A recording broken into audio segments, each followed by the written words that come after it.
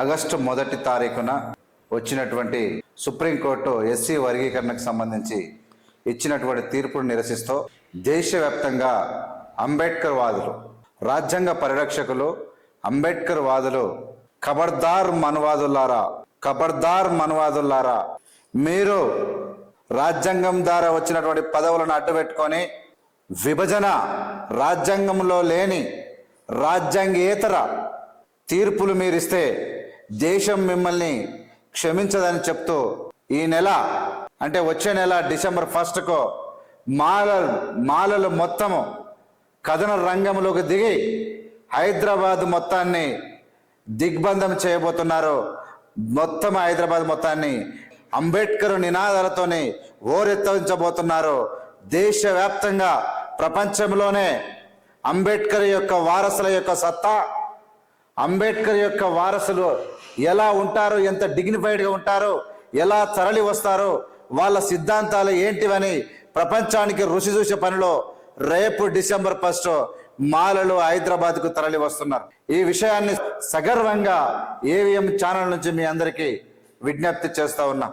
మిత్రులారా, అంబేద్కర్ గారు రాజ్యాంగం రాసిన తర్వాత ఈ దేశంలో ఒక రకమైనటువంటి మార్పులు అనేటివి, సమూలమైనటువంటి మార్పులు అనేటివి రావడానికి ప్రయత్నాలు జరిగినాయి. కానీ కొంతమంది మనివాదులు, కొంతమంది దుష్ట శక్తులు, కొంతమంది కులాలను మతాలను ప్రోత్సహించే వాళ్ళు, లేదంటే దళితులంటే సమానంగా దేశంలో ఎదగాలని ఇష్టం లేని వాళ్ళు చాలామంది అనేకమైనటువంటి కుట్రలు చేశారు. బాబాసాహెబ్ అంబేద్కర్ గారు రాసినటువంటి రాజ్యాంగ ఫలాలు ప్రజలకు సంపూర్ణంగా అందకుండా కుట్రలు చేసిన దుర్మార్గులు ఎందరో.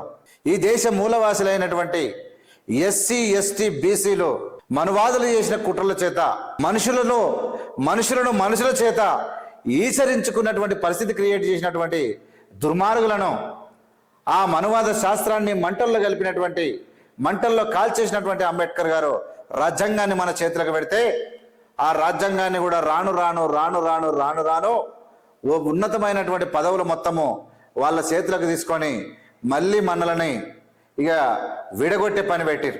ఎస్సీలు కానీ, ఎస్టీలు కానీ, దళితులు ఒకరి మీద ఒకరు పోరాటం చేసుకుంటూ కొట్లాడుతూ ఉంటేనే ఈ మనువాదులకు మనుగడ ఉంటుంది. ఒకవేళ వీళ్ళు ఒక్కటైతే ఖచ్చితంగా మనకు ప్రమాదం అని చెప్పి గ్రహించినటువంటి వీళ్ళు మొన్నొచ్చినటువంటి తీర్పుకు అనేకమైనటువంటి కారణాలు ఎన్నైనా, కుట్రలు ఎన్నైనా, సుప్రీంకోర్టు వెలువడ్డే తీర్పు ప్రజలు శిరస వహించాలి. కాబట్టి ఇలా ప్రభుత్వాలు అంటే ఇది కూడా చూడండి, కాబట్టి ప్రభుత్వాలు ఏమో మాట్లాడుతున్నాయి, వీళ్ళు ఏమో చేస్తూ ఉంటారు. నేను ఏమంటున్నా అంటే rule is rule, rule for all, rule is rule, rule for all. భారతదేశంలో ఉన్నటువంటి అన్ని దళితులకు, అందరి ఎస్సీ ఎస్సీలకు విభజన జరగాలి, వర్గీకరణ జరగాలి. కానీ అట్లా కాకుండా తెలుగు రాష్ట్రాల్లో సీఎంలు ఉరుకులాడి మేము విభజన చేస్తామంటున్నాం. ఇందులో ఉన్న మర్మం ఏంది? ఏమనుకుంటున్నారు? సాధ్యమైన త్వరకి నరేంద్ర మోడీ కానీ, అమిత్ షా కానీ, చంద్రబాబు నాయుడు కానీ, ఇప్పుడున్నటువంటి రేవంత్ రెడ్డి గారు కానీ మాలలు లేరు, వాళ్ళు ఏదో 120% ఎంతలో ఉంటారట, మాది 80% ఉంటారట అనేటువంటి ఒక అబద్ధం ప్రచారాన్ని వాళ్ళు విన్నారా, తెలుసుకున్నారా, కుట్రనా తెలియదు. కానీ ఇది వాళ్ళ కళ్ళలో పడ్డది, వాళ్ళ చెవులలో పడ్డది.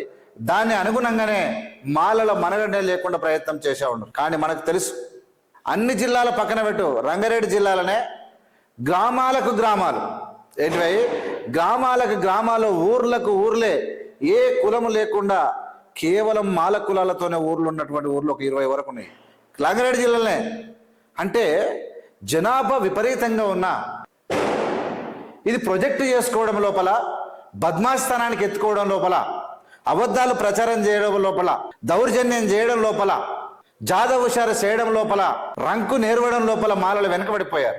రంకు లేదు, బొంకు లేదు, బద్మాషి మాటలు లేవు, అబద్ధాలు లేవు, జాదవ్ హుషారు లేదు, దోపిడీ లేదు, మోసం లేవు. ఇవన్నీ చేయకుండా సైలెంట్గా ఉంటే ఇవాళ పరిస్థితి ఎంతవరకు వచ్చిందంటే మాలలు లేరు అనే పరిస్థితికి వచ్చింది. అదే లొల్లులు పెట్టి కొట్లాటలు చేసి ఎస్సీ అట్రాసిటీలు పెట్టి బద్మాషికి ఎగబడి ఏమన్నా చేస్తే ఇలా మనగడ ఉండనేమో.